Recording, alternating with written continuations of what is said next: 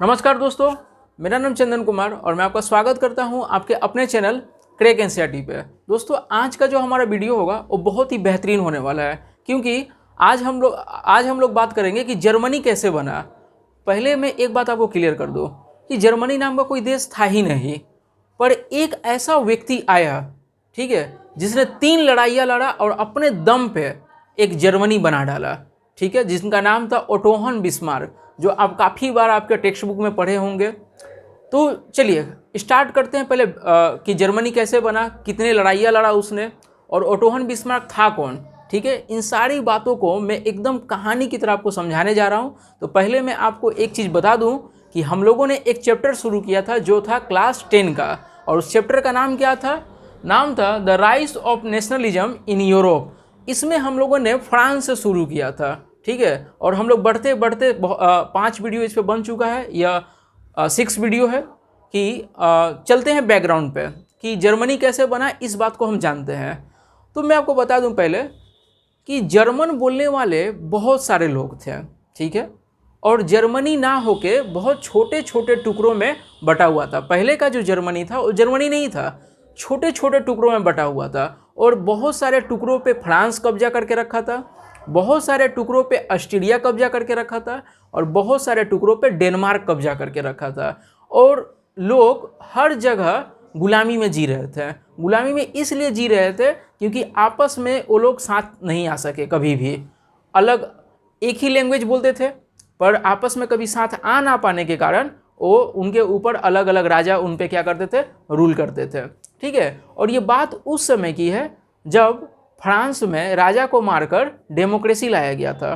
तो फ्रांस में सभी जगह ये बात का चर्चा होने लगा कि हाँ, मोनार्की सिस्टम को ख़त्म किया जा सकता है और अपना खुद का शासन, लोकतंत्र यानी डेमोक्रेसी लाया जा सकता है। तो काफ़ी सारे देशों में क्या होने लगा, रेवोल्यूशन होने लगा, और सभी को ये बात समझ में आने लगा कि जब तक बटे रहेंगे तब तक हम आसान शिकार रहेंगे। हर कोई आकर हमको क्या करेगा, अटैक करेगा, हमें अपना गुलाम बना लेगा। तो हमें क्या करना चाहिए, अपना एक अलग देश बनाना चाहिए, अपना बहुत बड़ा कंट्री बनाना चाहिए जिसमें सभी लोग रहें, ठीक है, और इतना मजबूत हो कि इस पे कोई नज़र उठा के भी ना देख सके। तो जो जर्मन बोलने वाले लोग थे वो काफ़ी बटे हुए थे और छोटे छोटे इलाके थे, ठीक है।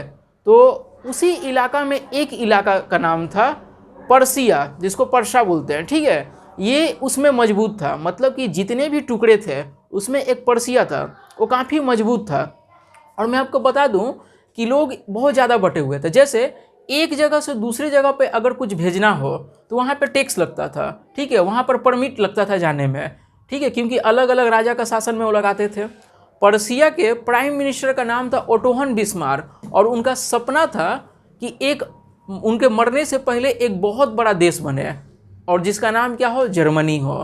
तो ये आसान काम नहीं था एक बहुत बड़ा देश बना लेना, क्योंकि पर्सिया का जो औकात था वो बहुत छोटा था, उसके पास काफ़ी कम आर्मी थे, उसके पास रिसोर्स काफ़ी कम थे, और अगर जर्मनी बनाना हो तो उसको 3 लड़ाई लड़ने पड़ेंगे। पहला लड़ाई लड़ना पड़ेगा डेनमार्क से, फिर उसके बाद ऑस्ट्रेलिया से, और उसके बाद फ्रांस से, और ये तीनों काफ़ी शक्तिशाली है। इससे 10 गुना ज़्यादा शक्तिशाली आपका फ्रांस था, और उसको हरा के एक जर्मनी बनाना था। तो क्या हुआ, तो पर्सिया जितने भी वहाँ के लोग थे जो देशभक्त थे, जो चाहते थे कि अपना खुद का एक देश बने, उन्होंने क्या किया, पर्सिया के राजा को बोला कि हम आपके अंदर में एक जर्मनी बनाना चाहते हैं, ठीक है, क्योंकि इन सभी टुकड़ों में आप सबसे मजबूत हैं। तो उन्होंने ये काम किसको दिया, ओटो बिस्मार्क, जो कि वहाँ का प्राइम मिनिस्टर था, प्रधानमंत्री था। उसने अपने दायित्व, अपना ये जो काम था जर्मनी यूनिफिकेशन, अपने ऊपर लिया और उसने स्टार्ट किया। तो पहले सुनिए, तो पर्सा के बगल में एक छोटे छोटे इलाके आते थे जिनका नाम था स्वेल्सिग और होलस्टीन। ये दोनों में जर्मन बोलने वाले लोग रहते थे, ठीक है, और पर्सा चाहता था कि ये दोनों को अपने में मिला ले, पर ये दोनों इलाका किसके कंट्रोल में आता था, डेनमार्क के कंट्रोल में आता था, और डेनमार्क काफ़ी शक्तिशाली था। तो फिर क्या हुआ, तो आपका ओटो बिस्मार्क ने सोचा कि अगर इस दोनों इलाकों को कब्जे में लेना है तो लड़ाई के अलावा कोई रास्ता नहीं बचता, पर अगर लड़ाई लड़ेंगे तो हमारे पास कम सेना है और उसके पास ज़्यादा सेना है, तो कुछ और रास्ता अपनाना होगा। तो वो रास्ता क्या था, उसने एक बगल के राज्य में गया जिसका नाम था ऑस्ट्रिया, और वहाँ के राजा से मिला और ऑस्ट्रिया को एक लालच दिया, बोला कि अगर हम लोग दोनों मिलकर अगर उस पर अटैक करेंगे और जीतने के बाद आधा तुम रख लेना और आधा मैं रख लूँगा, ठीक है। तो ऑस्ट्रिया मान गया, क्योंकि यूरोप के जितने भी उस समय मोनार्की सिस्टम वाले जो राजा महाराजा थे वो चाहते थे कि और इलाका जीते और लोगों को गुलाम बनाए, ठीक है। तो ऑस्ट्रिया मान गया। तो याद रखिएगा, पर्सिया और ऑस्ट्रिया दोनों मिलकर डेनमार्क से लड़ाई की है और डेनमार्क को जीत लिया, ठीक है। डेनमार्क का वो जो इलाका था जिसमें जर्मन लोग रहते थे उसको जीत लिया, और ओटोहन बिस्मार्क प्रोमिस को पूरा करते हुए एक इलाका किसको दे दिया, ऑस्ट्रिया को, और उससे एक बड़ा इलाका अपने पास रख लिया, ठीक है। तो याद रखिएगा, अब जर्मनी में कुछ इलाका आके मिल गया, पर अभी भी बहुत सारा इलाका ऑस्ट्रिया के पास था और उससे भी बहुत बड़ा इलाका किसके पास था, फ्रांस के पास था। तो अब इन दोनों से लड़ाई करना था। तो अब क्या हुआ, ओटोहन बिस्मार्क ने एक चाल चला। उसने सोचा कि अब ऑस्ट्रिया को, अब नेक्स्ट दांव किस पे खेलना है, ऑस्ट्रिया पे। ऑस्ट्रिया को बिना हराए कुछ नहीं हो सकता। तो ऑस्ट्रिया को हराना बहुत ही मुश्किल काम था, क्योंकि ऑस्ट्रिया काफ़ी ताकतवर था। तो उसने क्या किया, फ्रांस के राजा से मिला, और फ्रांस का उस टाइम राजा कौन था, नेपोलियन थर्ड। नेपोलियन थर्ड से जाकर मिला और उसने बोला कि हम ऑस्ट्रिया से लड़ना चाहते हैं, बस आपसे ये नर्म निवेदन है कि आप इसमें न्यूट्रल रहिए, किसी के पक्ष में मत आइए, ठीक है। तो वो मान गया। तो उसने बोला हमको क्या मिलेगा, नेपोलियन थर्ड ने बोला हमको क्या मिलेगा। तो ओटोहन बिस्मार्क ने बोला कि जब हम उस पर अटैक करेंगे और जब जीत जाएंगे तो उसमें से काफ़ी ज़्यादा इलाका आपको हम हैंड ओवर करेंगे। तो नेपोलियन थर्ड मान गया, फ्रांस अलग रहा। फिर उसके बाद इटली से जाकर मिला, ओटोहन बिस्मार्क जाकर इटली के राजा के पास गया और इटली को समझाया कि आपका भी कुछ इलाका ऑस्ट्रिया खा के बैठा है और हमारा भी इलाका उसने लिया हुआ है। अगर दोनों मिल के अगर ऑस्ट्रिया के साथ लड़ाई करेंगे तो ज़रूर हम सफलता हमें मिलेगी। अकेला लड़कर हम लोग कुछ नहीं कर सकते हैं। और आपको बता दूं वो टाइम क्या चल रहा था, वो टाइम चल रहा था 1865।